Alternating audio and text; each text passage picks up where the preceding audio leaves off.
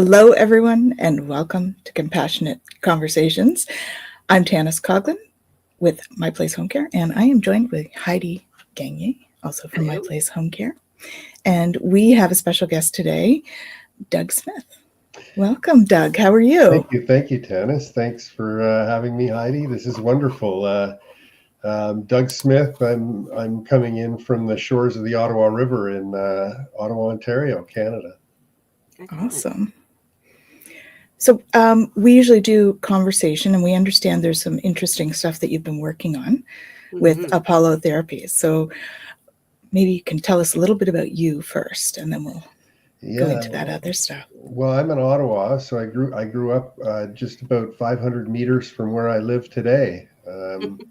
And I rose up the ranks in minor hockey and got drafted by the Ottawa 67s. And as an underage, and then in 1981, the NHL decided to start drafting 18-year-old hockey players, and I just happened to be in that first year where I was 18. I had a good season. Dale Howarchuk, Ron Francis, Bobby Carpenter were the first, and me were the first four picks. So I went second pick into the NHL overall, and I went to the Los Angeles Kings. And I played 5 years for Los Angeles. And then I was traded to the Buffalo Sabres to play for Scotty Bowman.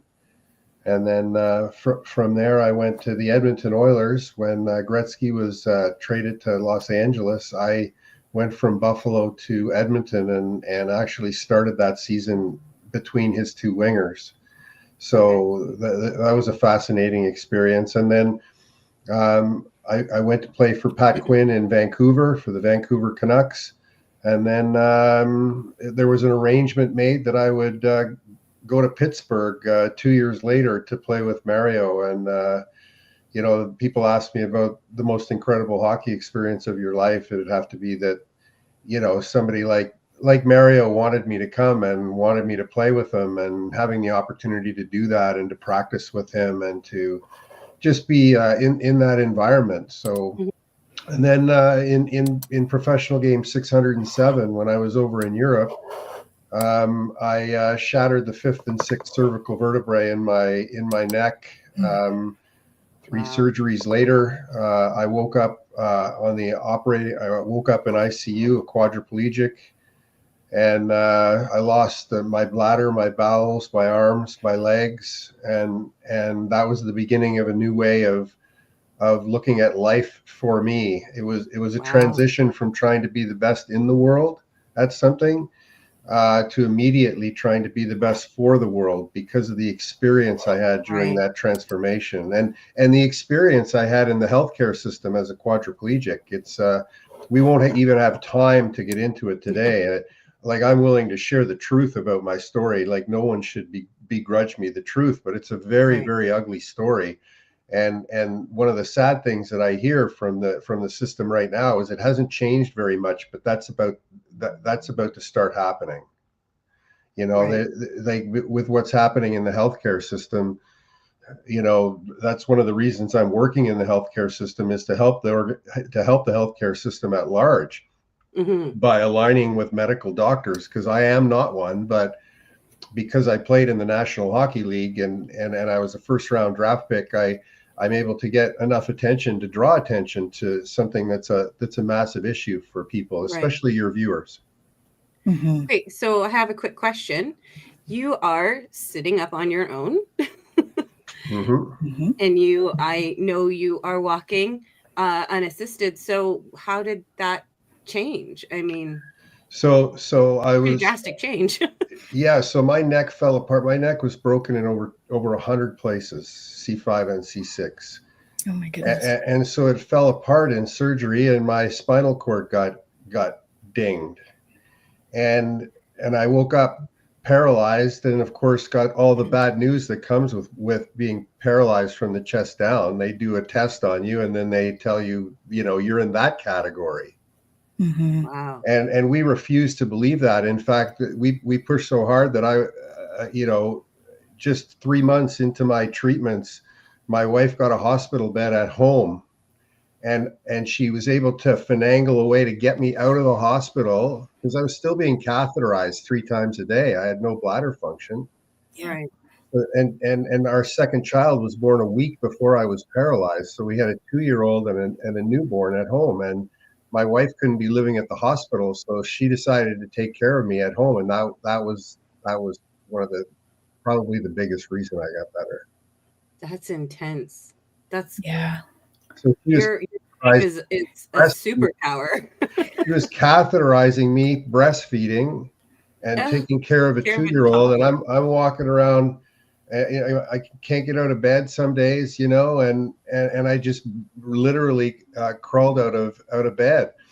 You know, the Wow. system was so terrible because when I was transferred actually as a quadriplegic to the rehab center in Ottawa, and I'm not trying to talk shit about anybody, this happened.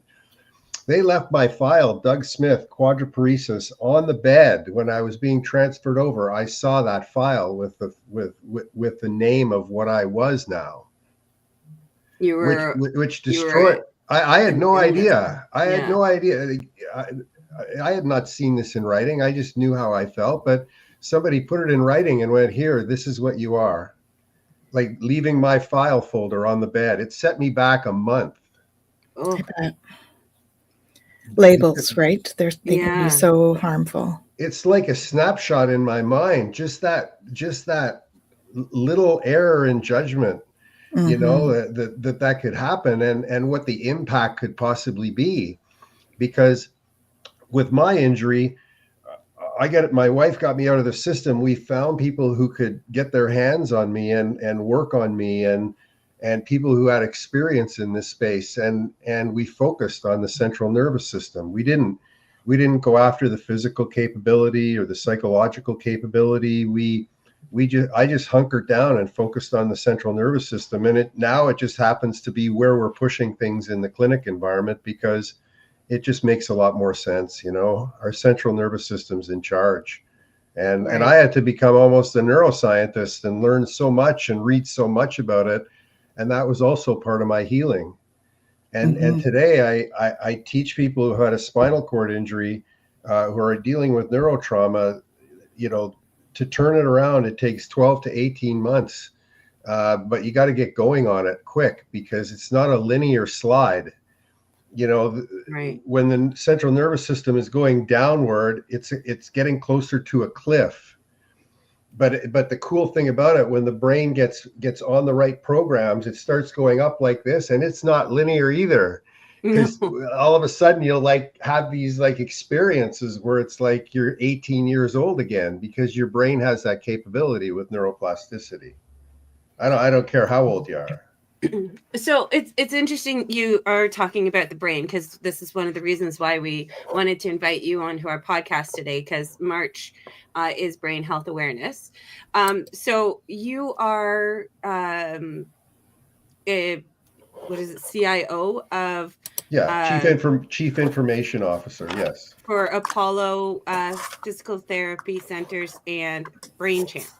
Yes. So we have an idea of what physical therapy centers are. This one is definitely special because it definitely has some interesting other services that they provide. But what is Brain Champ? So Brain Champ is dealing with the measurement of the central nervous system first. Okay. So of your neurology. So we measure different data points using scientific research about where your neurology sits. For example, if you've got stress and anxiety, that comes from your central nervous system. That's a response from your central nervous system.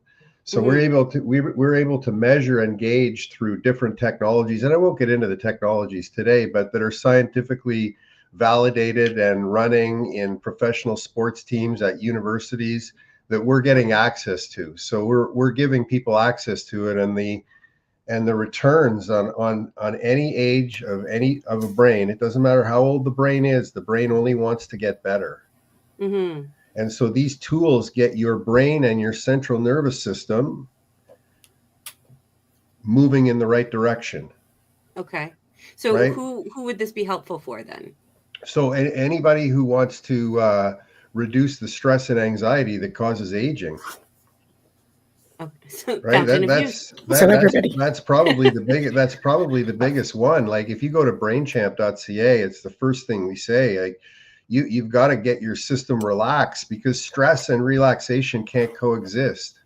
Right. And so meditation, which is part of my work, the Trauma Code, my second book, was turned into a series of meditations that we give our patients access to, because we're building a city or a community for our patients. So they're getting access to a plethora of knowledge, and we're just giving it away to people because it's there. We're just organizing it so people can make sense of it and then make a better decision. You don't have to make the best decision, but analyze things so that you make a better decision. And that if you spend 30 minutes working on your brain a week, that it's going on an upward trajectory. Don't just do stuff like puzzles with a pen, a pencil, and a piece of paper. And think that you're getting the gains that you're getting. Like look at the science associated with it, because the technology we use immerses the brain in a 3-dimensional environment and then tests your brain speed. And if you get the answer right, it speeds up. If you get the answer wrong, it slows down. Okay, so then I was reading up on Brain Champ, and I know the neural tracker therapy is what caught my eye, because it helps with brain fog, cognitive decline, memory and focus, and mental performance enhancement, which for a company like us who deal with seniors, who work with seniors and that sort of thing, I mean, the brain fog, cognitive decline is huge for us. Yes. I mean, we specialize in dementia care, so this is very interesting to us. And how can that relate to help with maybe early onset dementia, when they still would be interested in these kind of activities? But what is the neuro tracker? Because I was reading it, and it says it says it's more than just like puzzles and everything. But I want to know, like, what is it, a VR kind of thing? Or, how does it work? It's cool. It's so cool that you're asking this question. We got to get you into the clinic to give it a try. And you put on a pair of 3D glasses. Like if you go to an Apple store, they'll immerse you in Apple Vision, right? Okay. So I'm not an Apple person, so I would. It'll freak me out if you try Apple Vision, and this is where this technology is going, man. To virtual reality and AI. Like this is a company named Artificial Intelligence or Nothing Artificial out of Montreal, which is married to the University of Montreal. And so this technology is real, and they're pushing the envelope on training technologies that are going to use this simplistic technology. You put 3D glasses on, and there's 8 tennis balls inside a cube that's in 3 dimensions, and the balls bounce around, and you have to track them specifically. Like, and then with your eyes? Yeah, you track them with your eyes, 8 of them, and you have to figure out, puzzles with them. Like there's 4 balls that you have to be able to pick out. Okay. And if you get the answer right, the machine will speed up.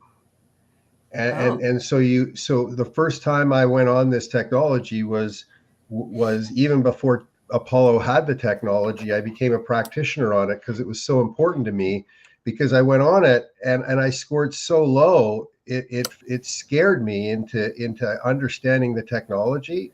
Okay. And then I became a practitioner, and I tested a whole bunch of hockey players. And within 6 weeks, and I've seen other people do it, quadruple their spatial capacity, which is your brain's ability to track and prevent you from falling.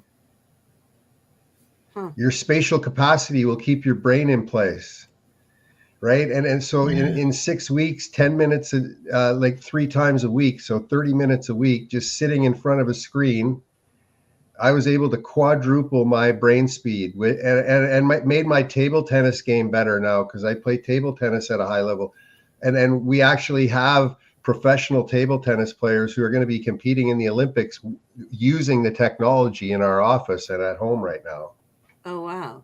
Yeah. That's interesting. And it doesn't matter whether they're a professional table tennis player or whether they're 75 years old and they just want to keep what they have or make it a little bit better tomorrow than it was today. And that's all this is, because every brain is the same. Don't differentiate.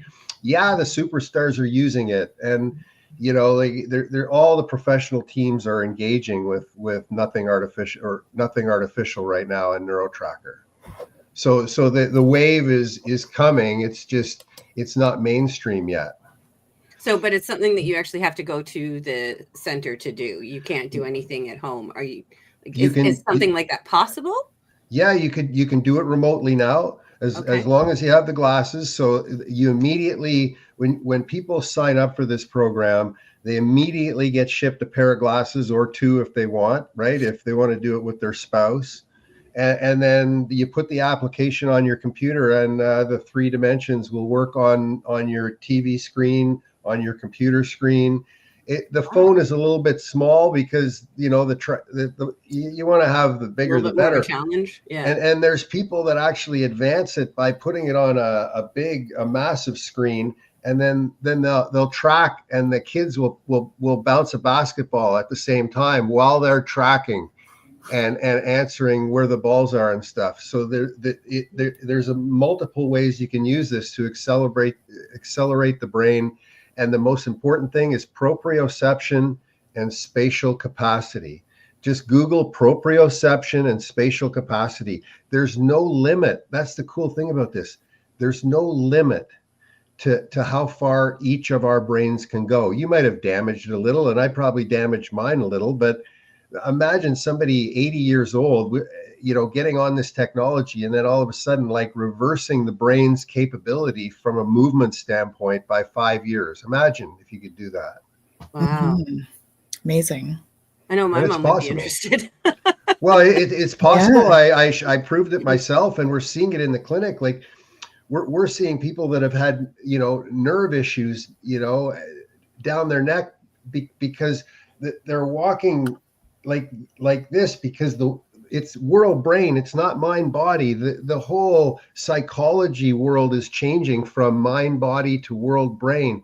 It's how the world impacts us and forces us into these particular situations, and we adapt to them, and it causes us a world of hurt. Right.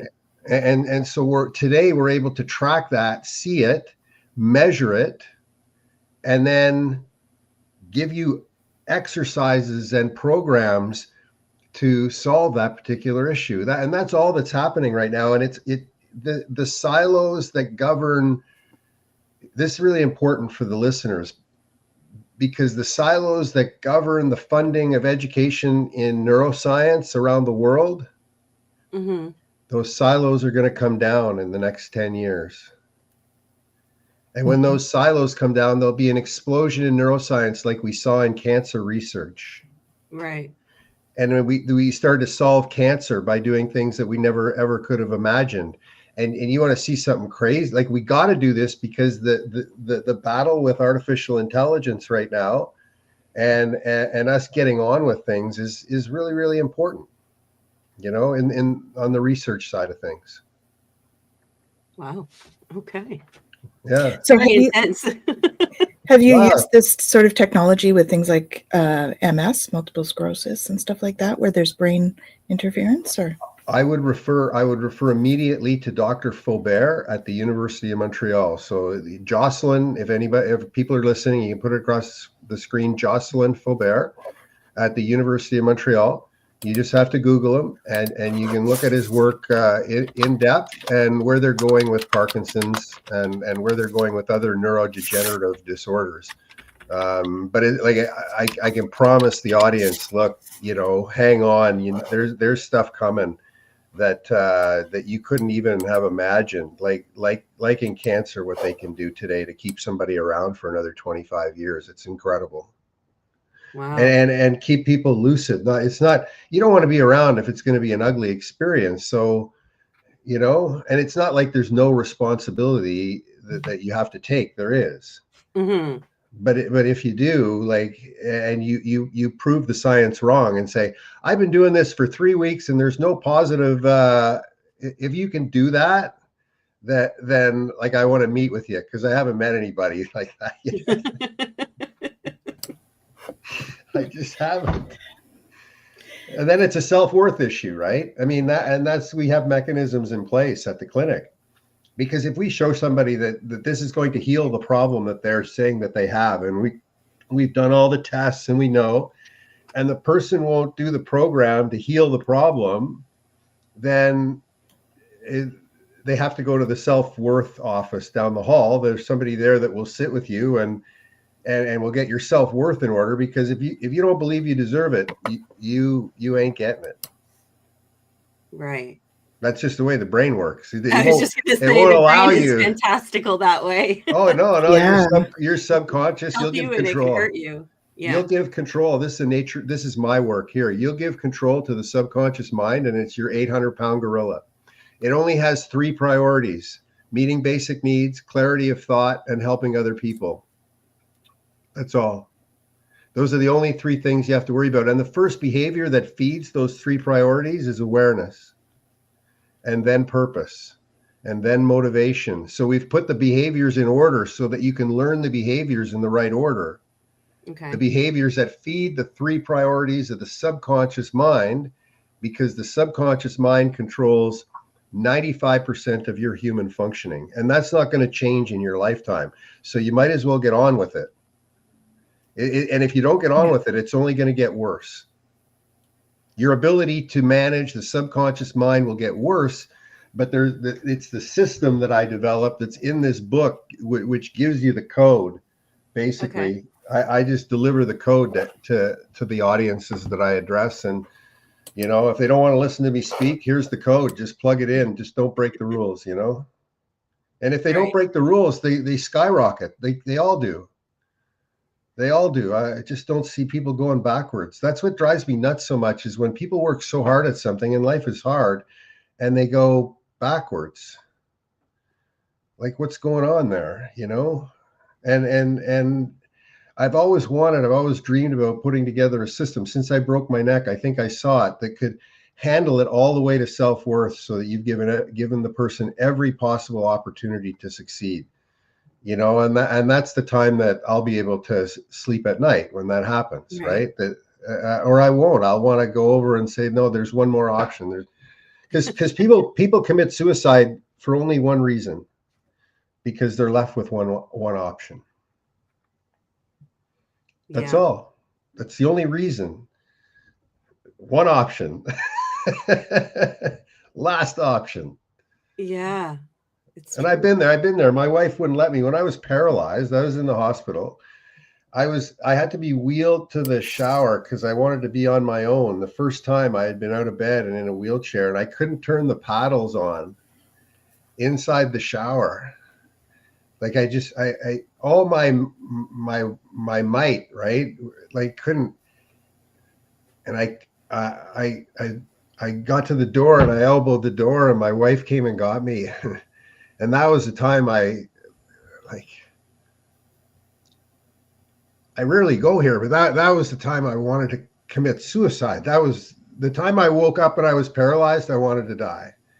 But then when I was in the middle of it and I couldn't do the things, I asked her to help me.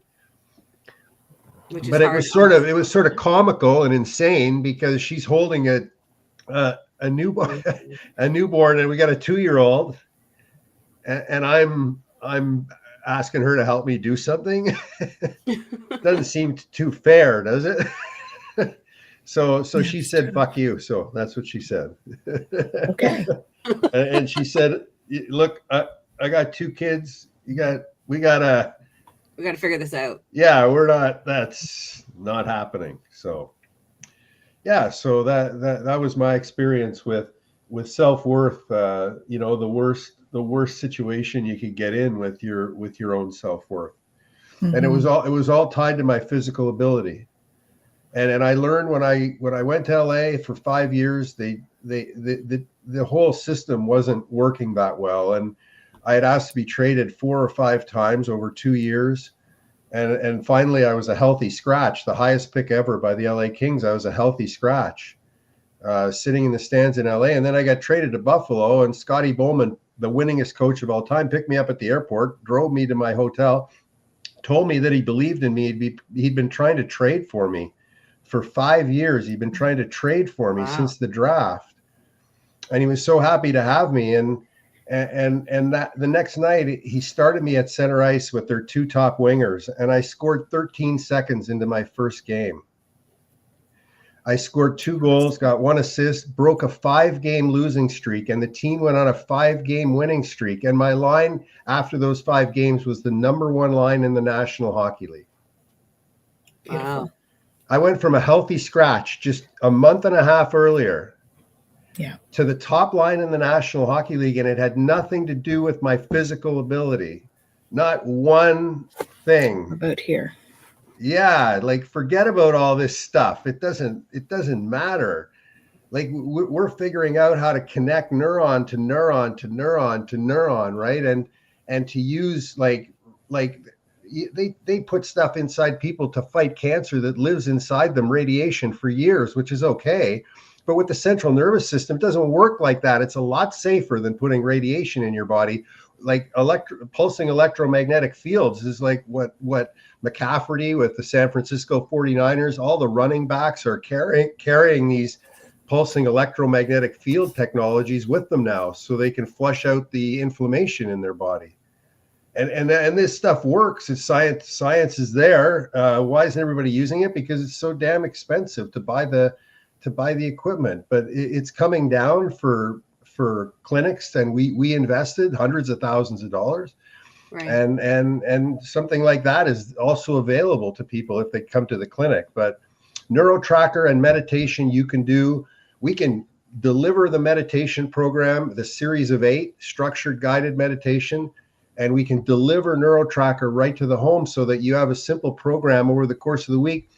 And I promise you, what you will see is just a constant rise in the capability.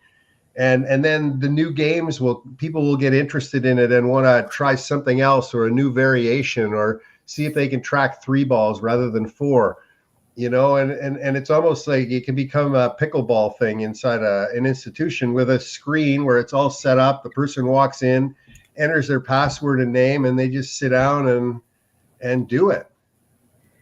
Well, my HR head is going on that one, thinking there's all these companies that are having these, like a recreation room. Yeah. Wouldn't that be a great thing to have in a recreation room? A technology room? And we're taking bookings for the technology room in advance. Yeah. It'll be booked. Like people want to, I want to go try it. And then you have somebody who's qualified to go, here, you flip this switch, you turn this on, and wow, have some fun with this, right? And it's just a matter of working together to have that really clean package that allows people to use it simply. So I have a question about meditation. I read in your on your website or on the Apollo website that you have been meditating since you were 13 years old. Yeah. I have never been. I've always struggled with the idea of meditation because then it leaves me alone with my thoughts. Mm-hmm. That's why it's important. Never good. Yeah, well, it was more because things from I was like 15, 16, 20. And so I was being destructive. Right. Like I was incredibly destructive. If the door was locked when I got home from school, I'd smash it to pieces to get in the house. I didn't think about consequences to anything. I would jump and ask questions after.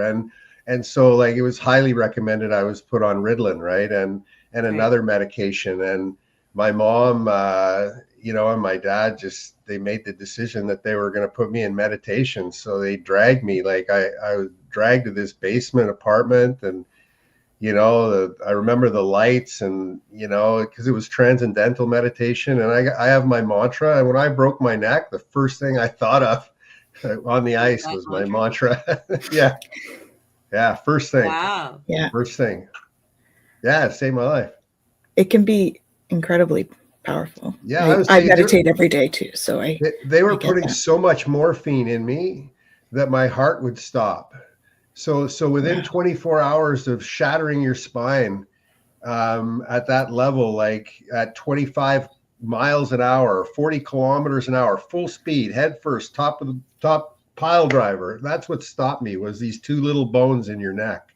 Oh. Mm-hmm. Anyways, I forgot where I was going with that. We're meditation. Meditation. Oh yeah. So the first thing I thought of was my mantra, and then I would use the mantra just to escape when I had to, because when you're paralyzed and when you're in that much pain, you have to escape. There isn't enough medication. Yeah. And so I used the mantra, and then what happened was I ended up writing the trauma code, and that was a code system. And Paula Ness, who's this awesome hypnotherapist out in Calgary who followed my work, and she got better from the situation she was in. She decided to take the 8 behaviors that I had written in the trauma code and turn them into a series of meditations. So you could use your theta brainwaves, but just in between awake and sleep, and you could start absorbing how these behaviors work. And they're 20 minutes long. And most people have never heard the end of any of my meditations, of any of those behaviors, because you follow the suggestions, you get your body in a relaxed state. And the behaviors will go in, the message will go in, and you're just working with your subconscious mind. It's just an effective way to do it. I like working out when I sleep, it's the best. Work out your brain while sleeping. It's the best. Efficient. Because you get up and you go, I don't need to do any physical exercise today. It's great. I did my exercise last night. Does it help Awesome. with your sleep? Because, for good brain health, you need to at least 7 to to 9 course. hours. for sure. I wake up at 3 o'clock in the morning, and I wake up and I go, Patty, are you awake? And she goes, yeah. And I go, which meditation you want to listen to? And I reach over and I hit my phone, and we're both asleep within 10 to 15 minutes. Nice. All right, I need to look into that. Yeah, I'll send you, and we're going to make them available in we're calling it the City of Apollo. And so the City of Apollo will be a whole bunch of buildings in a community where you'll be able to access different technologies, and look at what the possibilities are. Like if you live in Duluth, the Bahamas, for example, what do you do?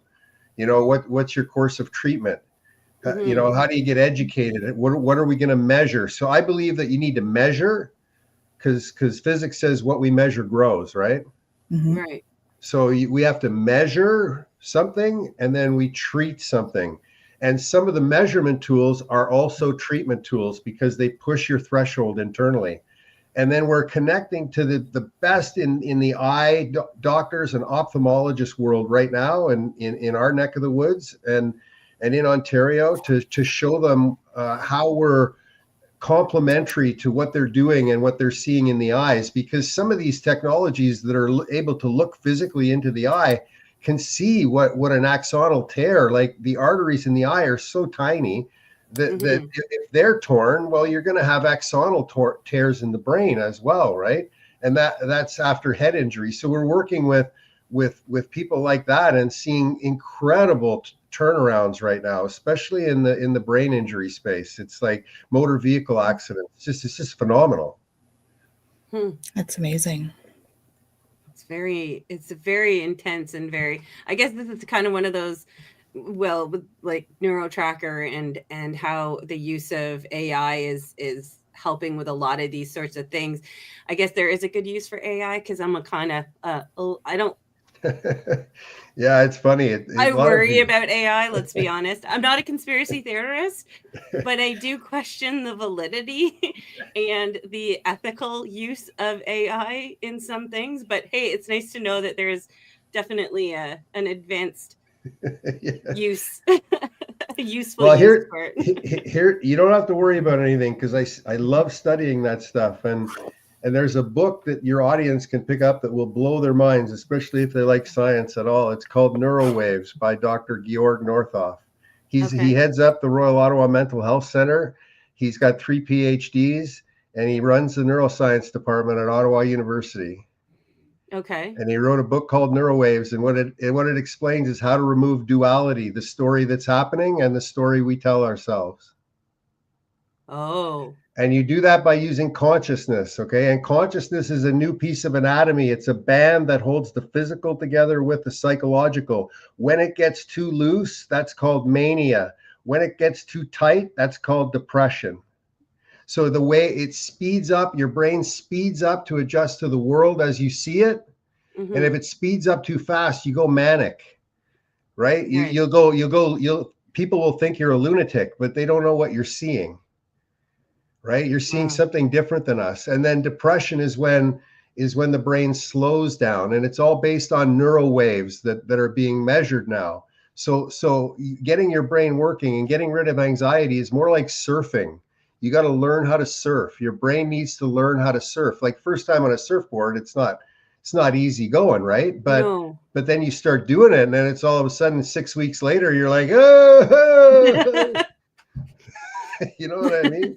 You're not getting wet anymore. Yeah, you're like, wow, I can't remember that I couldn't do this, right? Wow. So that's what's happening in that space. Yeah, you have any questions about that? Like it's a fascinating space. It really is. But if you go to georgnorthoff.com, so it's Georg, Georg, Northoff. So George without the E at the end, Northoff. I've just put it in the comments for everybody as well. The name of the book and his name. That's fantastic. They can take a look. Yeah. So PhD in philosophy, a PhD in neuroscience, and a PhD in medicine, I think. Anyway, so he's one of these phenomenal people that Mr. Weber found and recruited for the Royal Ottawa. So he's in there, and he wrote a series of books called Unlocking the Brain before this, which are encyclopedias on how the brain, what happens is coding happens and then consciousness. So the brain is coded, your brain's being coded right now, then there's a tiny gap, and then it becomes conscious of the coding. That's how magicians work. That's how like these savants work with your brain. They work with the gap in between coding and consciousness. So they code you, and then that's where vertigo comes from. It's part of the coding, and what they're doing is they're zapping that gap right now for vertigo to make vertigo go away. So if you have patients that are suffering from vertigo, they can enter a study at the University of Montreal where they're putting just a little tiny electrode that like zaps it because you're not conscious of it happening, and your vertigo goes away. It's crazy. That's amazing. And that's an awful disorder, right? I mean, yeah, for sure. Yeah, people might have some questions about that. Yeah, we do have a few questions actually. So one of them, I think that you answered it earlier, but we'll just touch on that. So Hypnicity has said, is there anything like this near Seattle? So I think what you were mentioning was that you can actually do it remotely. Yeah, we could start remotely. We were just down in Pittsburgh, Pennsylvania, with 150 chiropractors talking about the shift in the healthcare system towards chiropractic philosophy, and then the chiropractic philosophy shifting from backcracking, which is just a bunch of malarkey, but shifting it over to the brain and making the brain first, because the mainstream medical system is ignoring this. Mm-hmm. And they'll continue to ignore it because they don't have the ability to change. Nobody knows who the leader of change is. It's so diluted, right? Yeah. So we're going to be the leader of change in making it easy for people to access things that make their brain better, which in turn makes their physical body better, which in turn makes their psychological state a lot better, and they all work together. So let's pump it up, Mm-hmm. Well, and Shamina says, how about memory loss? So we've talked about that as well, Shamina. So just to take a listen back, it's definitely one that is helpful for that, the brain gym. Yeah, well, you're hurting the brain's memory capacity, or you're helping it. Yeah, like it's all, what we're seeing is it's all in what you surround yourself with, right? We become what we're around. Our brain, and I prove this in my work too, is our brain doesn't, it becomes what it can't prevent becoming what it's around. Mm-hmm. Right. And so the people who are trying to heal, they stay in an unhealthy environment and think that they're going to be able to heal. And cutting ties with that just for a short period of time will allow them to sort of feel again. It's almost like people get numb. and then they stay numb because they don't try anything else. And when you lose your movement, what else do you have? And I remember being paralyzed. I didn't have anything else. You just had your brain. I just have my brain. And that's what's happening to people now as they age. They just have their brain. What are they using it for? Are they looking at it like their body? I want it to work as long as it can, but their actions don't dictate that happening. They're not taking any aggressive action because it's an aggressive downward slide. So you got to take aggressive action and figure out ways to have fun with it, man. If you don't like doing it, then what do you like doing? And is it going to help you live longer, or do you not want to live longer? It's a simple conversation, right? It's true. Not that's, simple. I think, a difficult question right there. Is a lot of people get into that mindset of, I don't want to live like this anymore, but there's nothing else I can do, or they don't have that motivation to change, which I feel, Doug, you have lots of motivation. You're inspirationally motivated, I have to say. I've been in bed. I've been trapped in bed, and I have all these solutions that if you get trapped in bed, this is what you can do. That's still exciting. That's awesome. Know what? That actually would be a good conversation to have as well, because we do have a lot of our clients and a lot of people that hopefully are listening to this are kind of in that space of their body is starting to cause them to stop doing what they want to do, what they like to do. I mean, my parents are in their late 70s. Mm-hmm. My dad's going to be 80 this year, and he's slowing down. I mean, he tries to stay active as well. He's always liked to learn. He was a professor of geology and all this stuff. So, I mean, he loves learning and everything, but his body is just getting so tired. Well, and it's not really, I don't think it's an issue of the body getting tired. It can be tired forever. It's good when it's tired. It's whether the brain is functioning to carry it forward, right? And and is it in good enough shape to keep the body pain free? Because what's going to hurt you is falling on your face, right? And there's so many. I don't know any of the older people in my family that haven't had a fall. It's like, stop falling down, and check your ego at the door, and manage this process. Yeah, just try to manage the process, because it's dangerous, and people don't know unless a lot of people I talk to, I've never really fallen down before, and I'm like, I woke up in the hospital 6 times. Yeah. This you don't want that stuff. It hurts. Yeah. Okay, so let's do something about it, proactively. Exactly. I think our world is very proactive. I think that's the problem. Is we've gotten so used to being reactive versus proactive, which is really the purpose of our podcast, really, is to help people become proactive and think about these things before they actually happen. Yes, it's health and safety. And this is why I'm having conversations daily with organizations and even organizations on the power grid, like big ones across Canada, and they're making this a health and safety issue now. Oh, they're making brain performance. This is going to happen. It's all going to come together, and there's going to be stuff put in place where this is a priority for them, because I'm able to. My team is able to link this to culture. Okay. Mm-hmm. So because it's tangible now, so you can bolt it right on to culture, so you can imagine what's happening, because the culture model we demonstrate is that you can turn 2 people into 6 people by working with the space in between them, without adding a dime of cost. And so so it's cost effective too. So from a physics model, it's in the power of culture that we wrote. Okay. It triples your performance without adding a dime of cost. And can you imagine Canadian companies and how valuable that would be to them if they could triple their production without adding a dime of cost by improving their culture and actually building belief in self, belief in others, and belief in the organization. They're 3 separate beliefs that are built in a very specific way.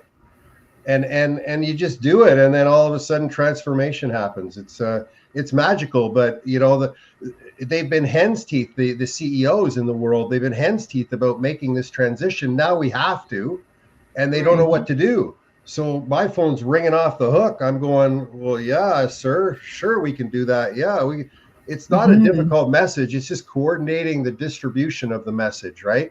All the way up to the neuroscience level, right? But they're on board. Like the neuroscience community, I speak with them like across the country regularly, and everybody's ready to go. So somebody commented, I see YT Social commented, why am I feeling quite stuck and so slow in doing things, especially related to work? Well, talk to your company. Well, it's a culture. I'd say that's culture related. Right there. So motivation, right? We just had our team at Apollo, 4 of us, four of the leaders on a call where we went through a whole bunch of charts and graphs and listing all the things that we are doing and we're not doing and honing in on what's important. I mean, our brains need that, or else they get so stressed out. You carry your work home and then you haven't done stuff by the next morning, and there's a pathway here.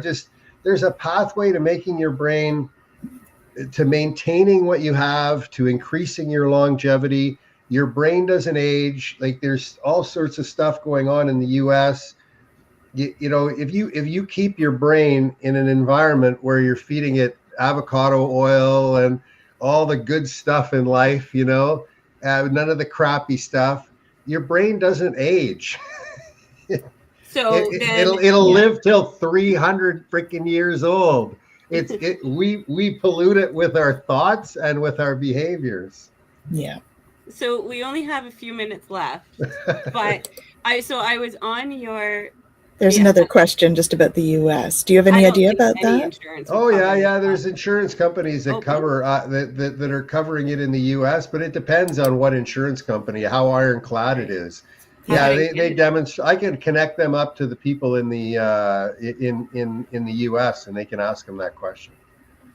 Have you heard anything about in Canada? Because I mean, cost. Oh yeah, a lot of this is covered by certain plans, but it'll depend on the plan and the insurance company and how the billing takes place, right? It's just a matter of what they cover. Some of them cover 80%, some of them cover 50% of this and 75%. So it's all categorized, but if you've got a good plan, like it works well. We're helping a lot of D&D and armed forces people.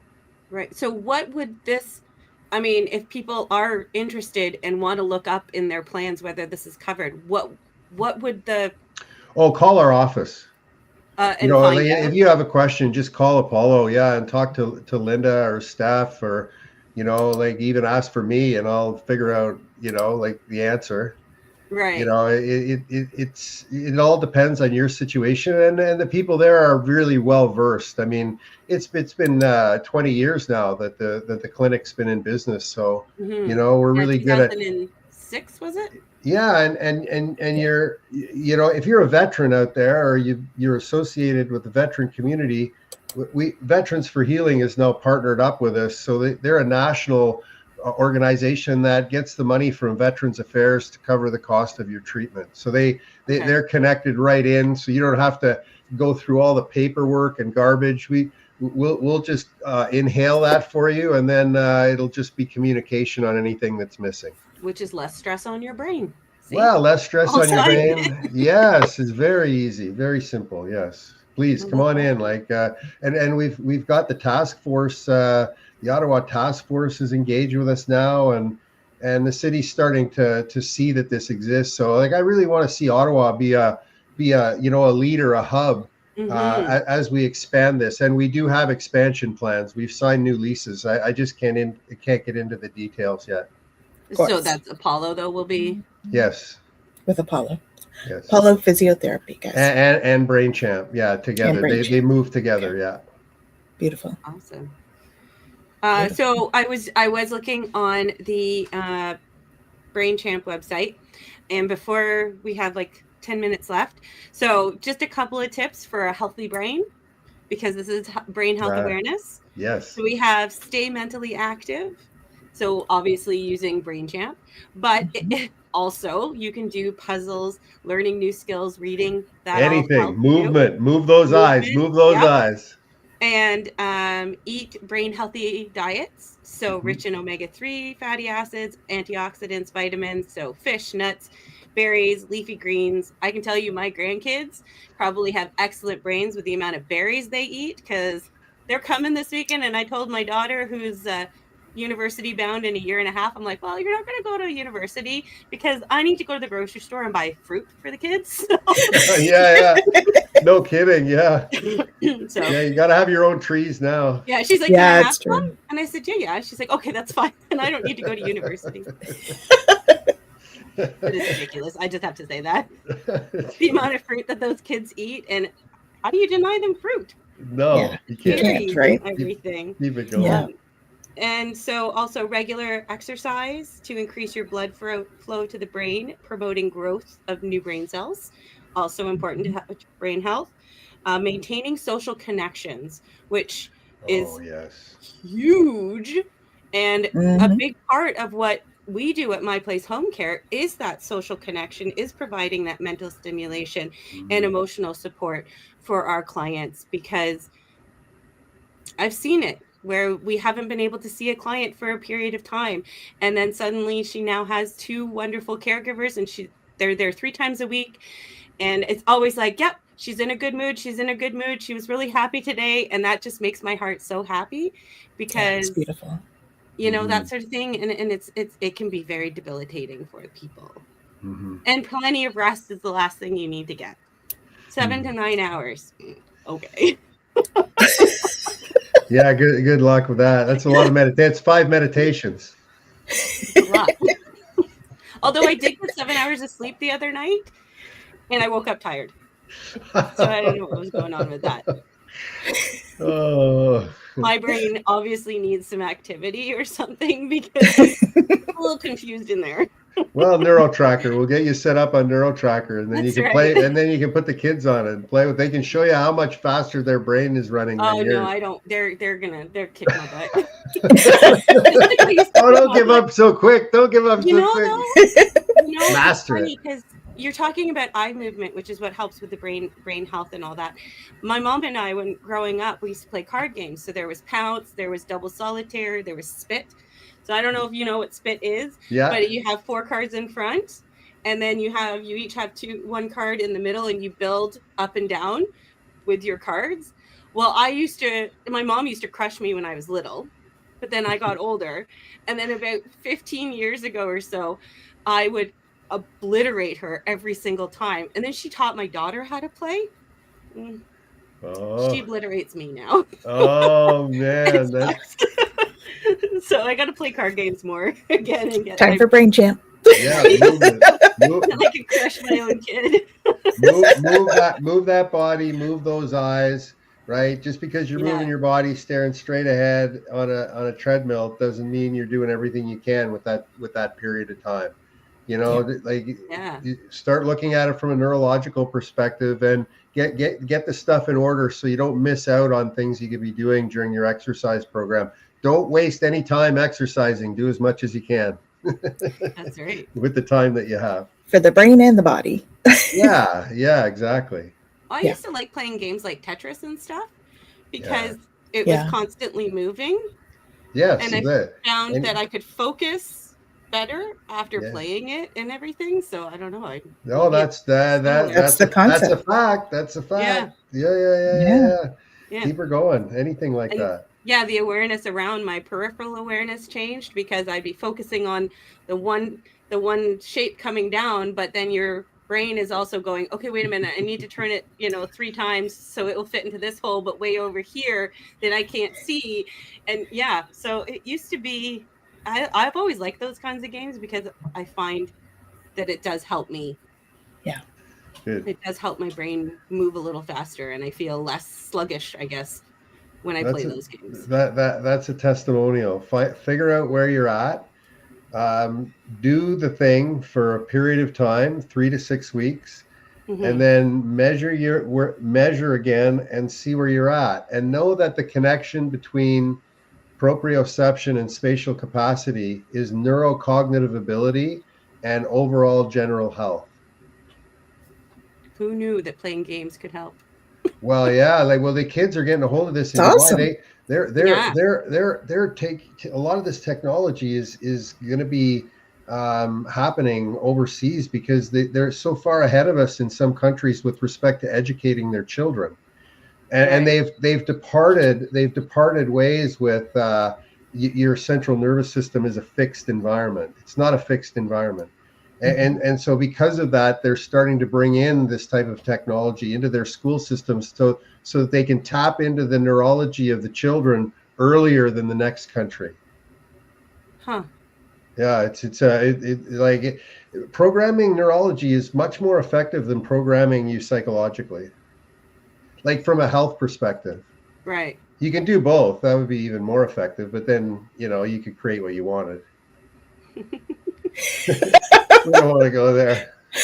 That sounds like another whole topic. That's a movie. That was a good movie, though. Wait a second. I'll type it into AI. Oh, I have a movie. Look at that. Oh, way too many movies in the 80s that are like way too real now. Yeah. So here's the thing. Without consciousness, artificial intelligence won't be able to manage the physical and the psychological. So we're getting closer and closer to AI having consciousness. So this is science, okay? But it's not there yet. When it will have consciousness, when it gains consciousness, it'll be an acceleration like way bigger and faster than you've seen with the physical and the psychological.